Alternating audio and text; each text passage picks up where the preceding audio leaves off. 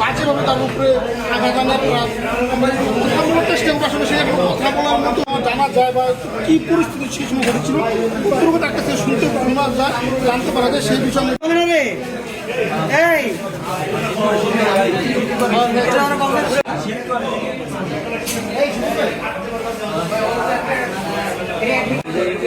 দেশি অস্ত্র নিয়ে এসেছে সাথে করে।